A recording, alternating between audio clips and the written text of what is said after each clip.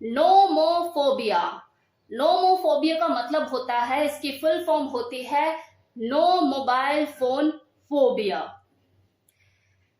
ये एक ऐसी साइकोलॉजिकल कंडीशन होती है किसी इंसान की कि जब उससे अगर मान लो कि फोन छीन लिया जाए तो उसे ऐसा लगता है जैसे उससे किसी ने जीने की वजह छीन ली हो, उसका तो वजूद ही खत्म हो गया। अब वो जिए कैसे? वो है ना, जिए तो जिए कैसे, हाय बिन आपके। तो ये हालत उसकी हो जाती है। अब उसे समझ में नहीं आता कि वो सांसें कैसे ले। अगले की तो सांसें आपने छीन ली, उससे जीने की उसकी वजह छीन ली, उसकी तो लाइफ लाइन आपने खत्म कर दी, उसका माई बाप ही अब वो फोन है। इस बात में देखो कोई दो राय नहीं कि आजकल के टीनेज बच्चे, इनफैक्ट जो यंगस्टर हैं, वो भी इस फोबिया के शिकार हैं। और सबसे दुख की बात यह है, सबसे चिंता का विषय ये है कि उन्हें खुद भी इस चीज का नहीं पता कि वो इस फोबिया से ग्रसित है।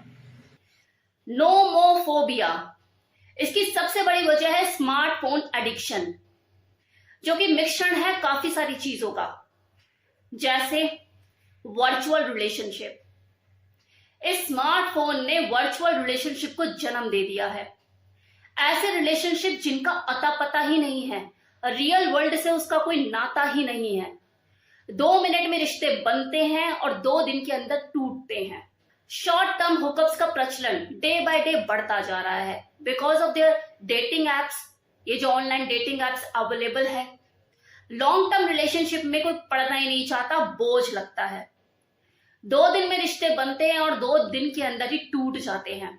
कोई किसी के लिए रुक के तैयार नहीं है, किसी के अंदर पेशेंस नहीं है, सब्र खत्म हो चुका है, क्योंकि एक्सपोजर बहुत ज्यादा है, अवेलेबिलिटी ज्यादा है। एक गर्लफ्रेंड गई, दूसरी आती है, कोई किसी के लिए क्यों रुकेगा? गेम खेलते खेलते टीनेज बच्चों में कनेक्शन डेवलप हो जाता है। धीरे धीरे वो वर्चुअल फ्रेंडशिप का रूप लेता है और उसके बाद एक रिलेशनशिप में कन्वर्ट हो जाता है। वर्चुअल रिलेशनशिप में जहां फिर नॉनवेज बातें शुरू हो जाती हैं। ये हो रहा है, डे बाय डे वो एडिक्टेड होते रहते हैं। गेम की एडिक्शन कम और नॉनवेज बातों की करने की एडिक्शन उन्हें ज्यादा लग जाती है। दूसरा, इंफॉर्मेशन ओवरलोडेड। टाइम से पहले और जरूरत से ज्यादा इंफॉर्मेशन का मिलना हानिकारक ही होता है।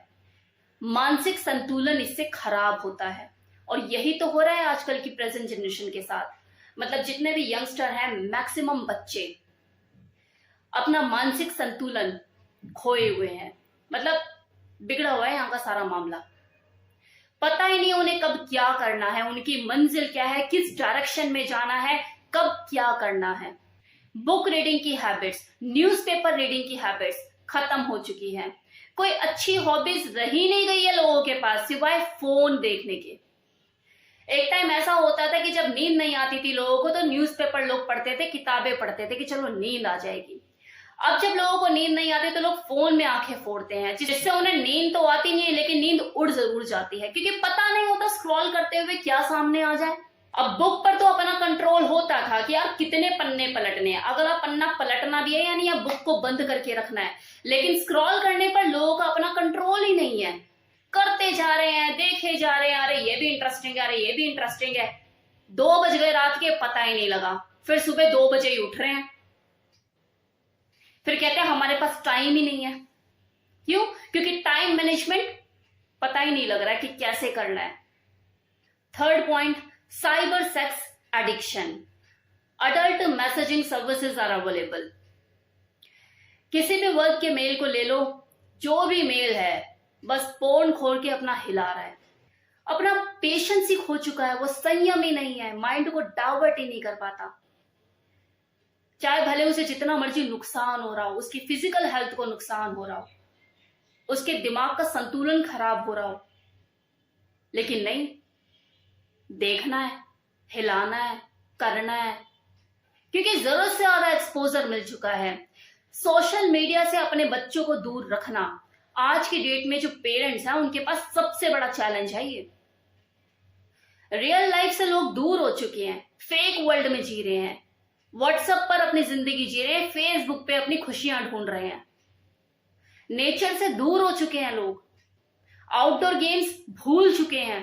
पहाड़ देखने हैं, मनाली, हिमाचल सब नेट पे अवेलेबल है। देखो कितने सुंदर सुंदर पहाड़ है ना, कितना अच्छा अच्छा मौसम है, वाओ, जाने की जरूरत ही नहीं है। मतलब नेचर से दूर हो गए हैं लोग, रियल वर्ल्ड से दूर हो गए हैं, रियल रिलेशनशिप से दूर हो गए हैं। फेक वर्ल्ड में जी रहे हैं, फेक रिलेशनशिप एंजॉय कर रहे हैं, उन रिलेशनशिप का जिनका पता ही नहीं है, आज है कल नहीं। किसने किसको देखा, इंस्टाग्राम पे लोग फ्रेंडशिप कर रहे हैं, कौन कहां बैठा है, कितना सच्चा है, कितना जान लुटाने वाला है, कुछ नहीं पता। तो फेक वर्ल्ड से निकलो, रियल वर्ल्ड में आओ माय फ्रेंड। तो देखो अभी तक जो मैंने आपको बताया कि स्मार्टफोन एडिक्शन ये मिक्सचर है कुछ चीजों का, और वो चीजें क्या है, वर्चुअल रिलेशनशिप, ओवरलोडेड इंफॉर्मेशन और साइबर सेक्स एडिक्शन। इससे आप स्मार्टफोन एडिक्शन के इफेक्ट भी समझ सकते हैं, प्रभाव भी समझ सकते हैं हमारी रियल लाइफ पे। मतलब किस तरह से इस फोन एडिक्शन ने हमारी जिंदगी को प्रभावित किया हुआ है। अब देखो एडिक्शन तो एडिक्शन ही है, चाहे शराब की हो या स्मोकिंग की। जैसे किसी इंसान को शराब की लत लग जाती है, चेन स्मोकर हो जाते हैं लोग, इसी तरह से फोन की भी एडिक्शन लगती है।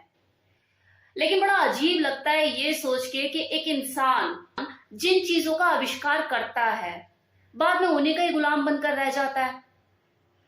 मतलब ये जो शराब है जिसका निर्माण एक इंसान ने अपनी मौज मस्ती के लिए किया, बाद में वो उन्हीं का गुलाम बनकर नाली में गिरा पड़ा फिरता है। आज वही हाल इस फोन के साथ हो रहा है।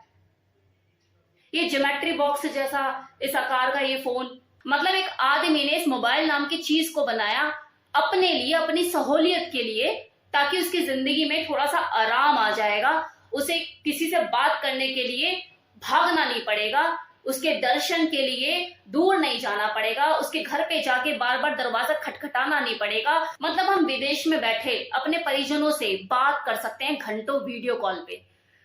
तो उसने अपनी सहूलियत के लिए इन चीजों को बनाया है ना।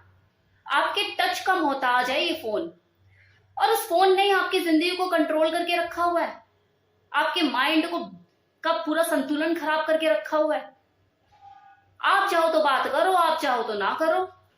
लोग कहते हैं कि हम ना पोर्न के एडिक्टेड हो गए। मैं कहती हूँ आप पोर्न के एडिक्टेड नहीं हुए हो, आप उस सोर्स के एडिक्टेड हो गए हो जहां से आपको पोर्न देखने का मौका मिल रहा है, और वो क्या है, आपका फोन। लग रहा है कि आप एडिक्टेड हो गए, काटा मारो ना साले को, उठा के फेंको। औकात क्या है इसकी, आपके फिंगर टिप्स का मोहताज है ये। लोग कहते हैं स्क्रॉल करते करते भाई हमारे सामने चीज आ गई, अगर स्क्रॉल करते हुए आपके सामने आ गई, उसे टच करना तो आपके हाथ में है ना, करे या ना करे। लोग नहीं मानते, करते हैं टच, इतने हल्के हैं आप। अब आपसे एक सीक्रेट शेयर कर रही हूँ जिसे मैं फॉलो करती हूँ। जब भी आपको ऐसा लगे कि कोई आपकी कमजोरी बनता जा रहा है, उठाकर साले को बाहर फेंक दो, क्योंकि वही आपकी जिंदगी में सबसे बड़ा रोड़ा है, आपकी सक्सेस के आगे सबसे बड़ी बाधा है। अगर आपको ऐसा लगता है कि आप फोन से एडिक्टेड हो रहे हो, अब बाहर फेंको उठाकर उसे, औकात दिखाओ उसे उसकी, क्योंकि वही कमजोरी आपको कमजोर करेगी, और जब आप कमजोर हो जाओगे तो वो आपके ऊपर हावी हो जाएगी, आपको अपना गुलाम बना लेगी। और यही हो रहा है आजकल, हर इंसान किसी ना किसी गुलाम बना हुआ है। कोई अपनी इच्छाओं का गुलाम बना हुआ है, कोई फोन का गुलाम बना हुआ है, कोई शराब का गुलाम बना हुआ है, कोई लड़की का गुलाम बना हुआ है। हर कोई किसी ना किसी के अधीन ही है। किसी की इतनी औकात, बी योरसेल्फ। आपके ऊपर कोई अपना, आपके ऊपर कैसे कोई हावी हो सकता है? खुद का कंट्रोल होना चाहिए आपके ऊपर। कमजोरी मत बनने दो किसी को, जीत जाओगे आप। अपनी इच्छाओं को नियंत्रण करना सीखो, जीत जाओगे आप। फोन एडिक्शन तो कुछ भी नहीं है। तो मेरी तरफ से इस वीडियो में इतना ही। Thank you so much.